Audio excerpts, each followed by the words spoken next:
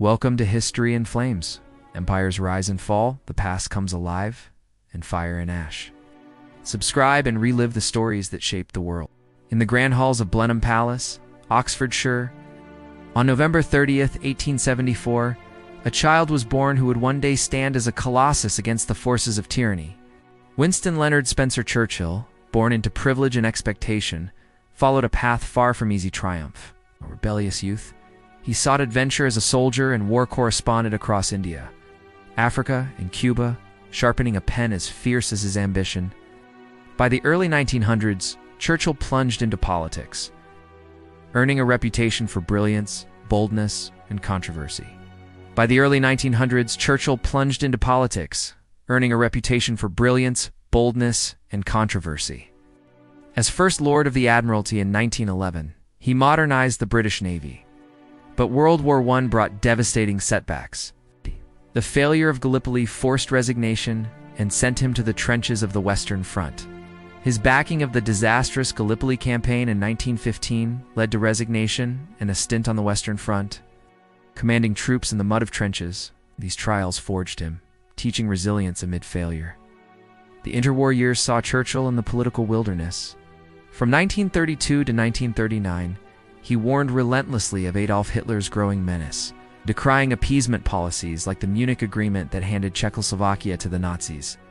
An appeaser is one who feeds a crocodile, hoping it will eat him last, he quipped. But his cries fell on deaf ears in a war-weary Britain.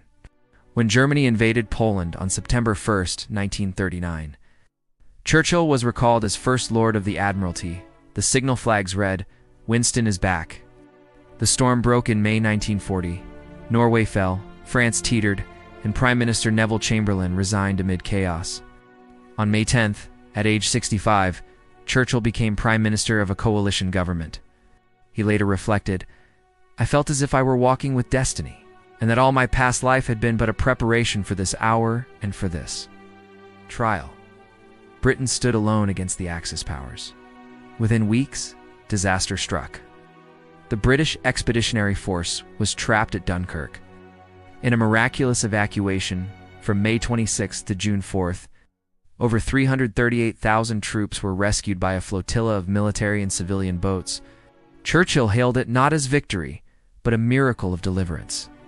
In Parliament, he thundered, "We shall fight on the beaches. We shall fight on the landing grounds. We shall fight in the fields and in the streets. We shall fight in the hills. We shall never surrender." Summer brought the Battle of Britain. From July to October 1940, the Royal Air Force clashed with the Luftwaffe in the skies over England. Churchill's words inspired, "Never in the field of human conflict was so much owed by so many to so few." The RAF's victory, aided by radar and codebreakers, halted Hitler's invasion plans. But the Blitz followed nightly bombings of London and other cities from September 1940 to May 1941, killing over 40,000 civilians. Churchill walked the rubble-strewn streets, flashing his V4 victory sign, embodying defiance. Alone no more, Churchill forged alliances. In June 1941, Hitler invaded the Soviet Union Operation Barbarossa, a fatal blunder. Churchill, a staunch anti-communist, allied with Stalin, quipping, "If Hitler invaded hell, I would make at least a favorable reference to the devil in the House of Commons." Then on December 7, 1941, Japan attacked Pearl Harbor, drawing America into the war.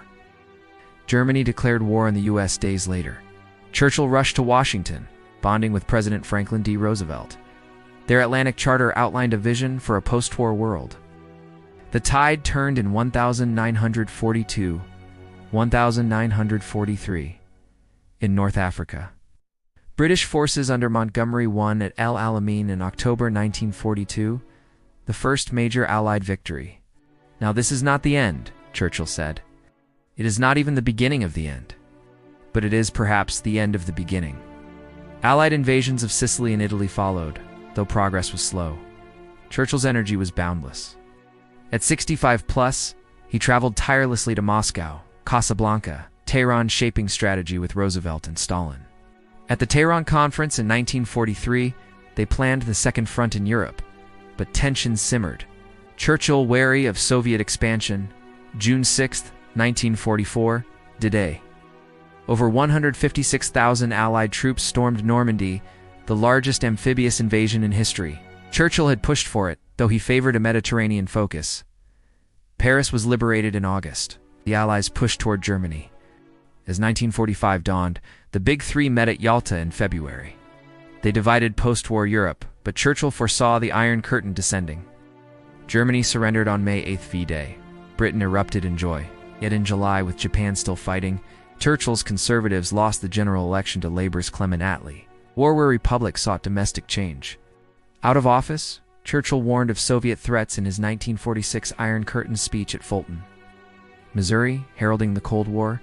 He returned as PM in 1951, retiring in 1955 due to health. Knighted Nobel Prize winner for literature, penned his sixth volume, The Second World War. Churchill died on January 24, 1965. At 90, mourned as Britain's greatest wartime leader. His legacy? A bulldog spirit that rallied a nation from defeat's brink to victory. As he said, "Success is not final, failure is not fatal. It is the courage to continue that counts." Thanks for watching. Like and subscribe for more, or share your thoughts below.